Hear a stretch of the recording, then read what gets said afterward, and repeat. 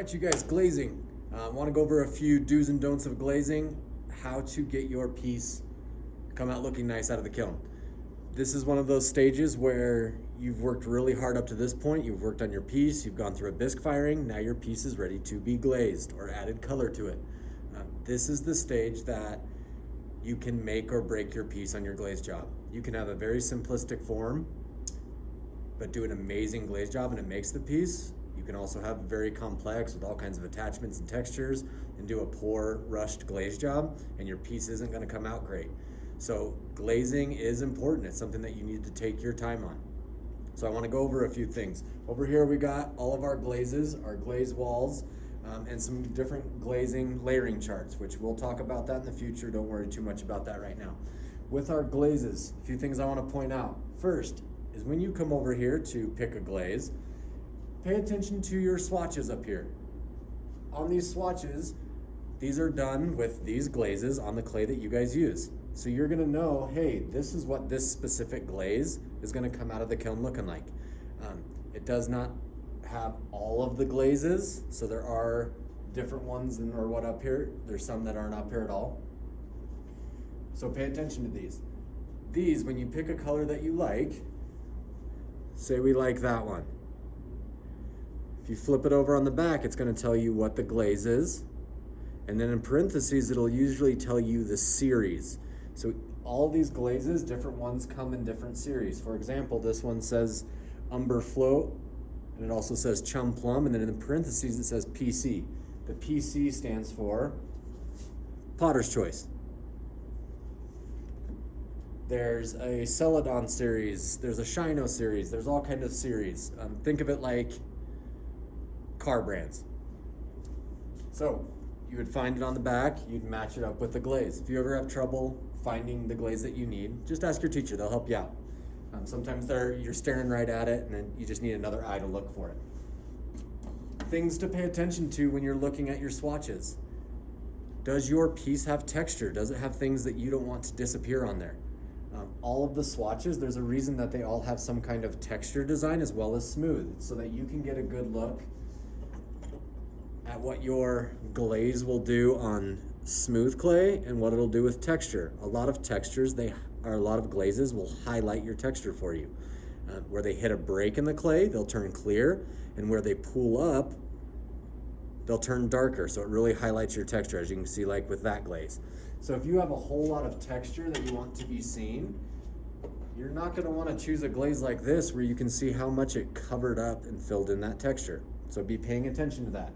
If there's not a swatch for a glaze or a color that you like, just ask, hey, is this going to be a glaze that's going to fill in my texture? No. When you grab a glaze, do not grab a glaze from the lid. You can see, even this first one I just grabbed, that lid is not on very well. If I grab it by the lid and pull it over here, that's dropping, exploding on the ground, making a mess everywhere. It's gonna happen. It's not, don't try to hide it. It's an accident, we'll get it cleaned up, but just help out with it by grabbing by the whole container. Don't grab by the lid. Next big thing, before you start glazing, on every glaze bottle, there's directions on there. Read the directions. Certain glazes call for different things, but on all of them, the one consistent on their directions is the first thing, and it says shake well. You're gonna need to shake your glaze. You don't know how long it's been sitting here before somebody has used it, or when the last time somebody used it is. Make sure that you're shaking your glaze. When you shake your glaze, do not hold it like this and do one of these. That's when it explodes in your face, gets all over the person behind you. Good thing is, glaze cleans up well. It comes out of clothes, it comes out of your hair. It's not like acrylic paint, so it will wash out. It may take a couple washes, but it does wash out. So that's the good thing. To save yourself from doing that, make sure when you're shaking that you put a finger on top, because I'm gonna be shaking it good. I want a good, vigorous shake. As long as my finger's on top, I'm good. So just kind of keep that in mind. It's gonna happen, I promise. It happens to one student in every class, every semester. We have a glaze explosion. So it'll be there, but that'll help keep you from that.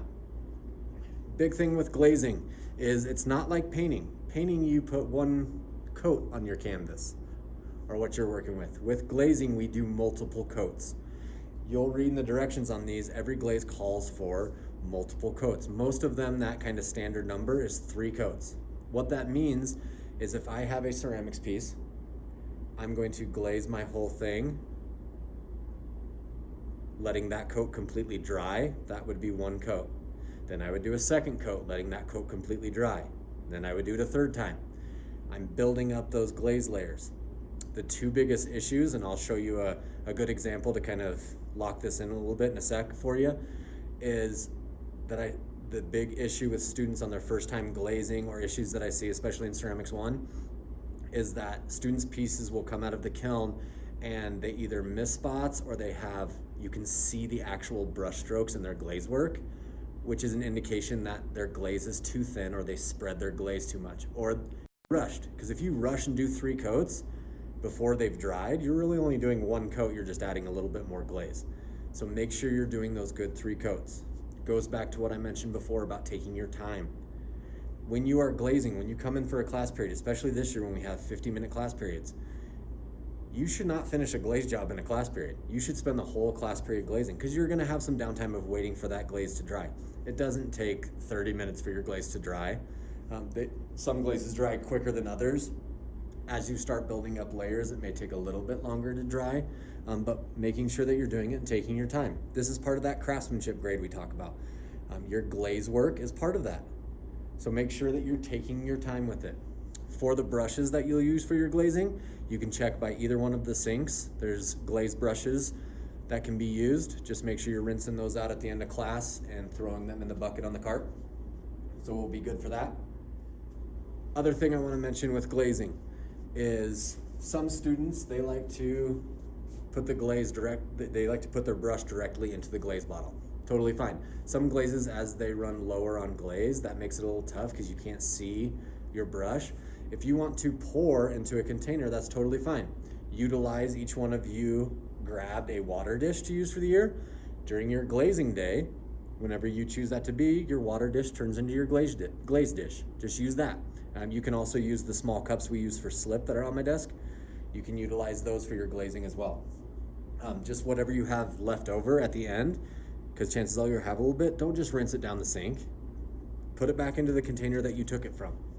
Other big question that comes up from students is this glaze food safe? Can I drink something out of it? Can I eat something out of it? Can I put a plant in here? Can I put it in as a water dish in a cage for my animal at home? You need to look at that. Majority of the glazes, yes, they are. They will always tell you, and they have a nice little symbol on there of, it's a little fork and knife, and it'll say lead-free, food safe. There's only a couple glazes that are not, but again, they'll tell you. Palladium is one that's not, and it'll tell you not food safe. So it'll say that on there. So kind of just look for that mark. If you're ever in question about it or can't see the mark because maybe some glaze is on it, just ask me. One other final thing with your glazes. Do not get fooled by the color of the glaze. You might see a swatch up here that is a blue swatch, and the glaze itself is red or it's green. The glaze, color you put it on there, is not what color it's going to come out of the kiln. Some of them, yes, they're a red glaze and they come out red. Ancient Jasper is a good example. It's red in the container and it's going to come out really cool different shades of red. Not all are like that, so don't be like, I don't think I'm using the right glaze, or this isn't right. Do not go by the color that you see on the side. Go by either your swatches or actually go by the picture on the container.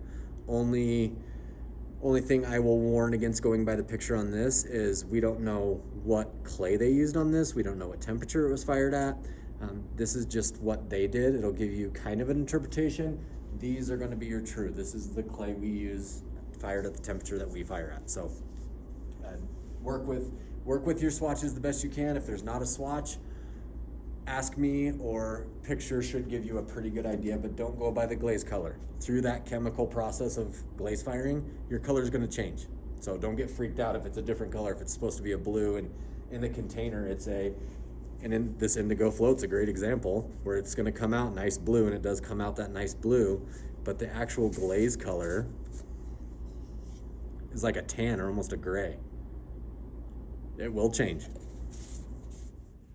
So I talked about common mistakes that I see from first-time glazers. The two biggest ones that I see are students that rush through their glazing too much and they don't get enough glaze on, or they flat out just miss spots. The other one being that they stretch their glaze too far. It makes the outcome of the glaze very light, and oftentimes you can see the brush stroke. Some examples of kind of what I'm referring to here would be an example of a piece where the student rushed a little bit too much, and you can see in areas where you can see the clay body underneath. This would be the glaze did what it was supposed to do, but you can see areas where they didn't even get glaze in certain areas. Way too light of coating in certain areas. That's a time issue, and it's also an experience one. You'll learn as you glaze. Another example piece, you can see how nice the glaze is on the inside of the piece, but if you look towards the outside, you can see the difference. In this one, you can actually see the brush strokes because it's so light. There's also a texture thing. When the glaze is done like it's supposed to, most glazes, majority of them, they're gonna be nice and smooth, whereas this one, you can feel the roughness of it, and that's an indication that in this area of the student's piece, they did not get their appropriate 3 coats on. So being able to do that. One way that you can try to steer away from stretching your glaze too thin, and think about if you've ever painted a room or painted a wall, you put that paint on the roller and you paint the wall, and then you wake up in the morning and you look at the wall and you see a bunch of spots that you missed. Oftentimes that's because not that you didn't put paint on that spot on the wall, but you stretched your paint too far. You got to keep reapplying it. Same thing goes with our glazing. A little example to show you what I mean. Pretend that this cardboard is your ceramics piece. Right here I've got just a cup of water, but pretend this is your glaze. The mistake that happens is a student will go in to get their glaze, and they'll start at one side of their piece, and then they'll just keep going all the way around. Now, you can see, even as I'm talking right now, how quickly this is drying up over here. It's gonna stay over here pretty well, but I've stretched past my limit with my glaze, with my dunk, and look how quickly it's drying up over here. How I should be glazing that piece is I'm going to dunk, go a small little ways, reapply glaze.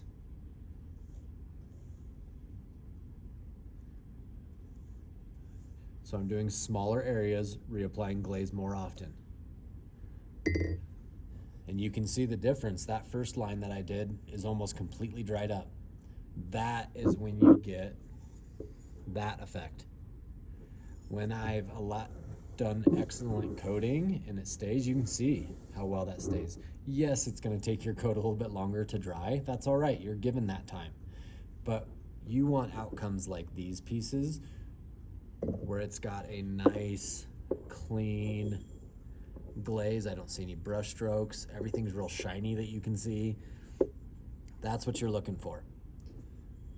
Take your time, do it like this, not like this. Look at that, that's already completely dried.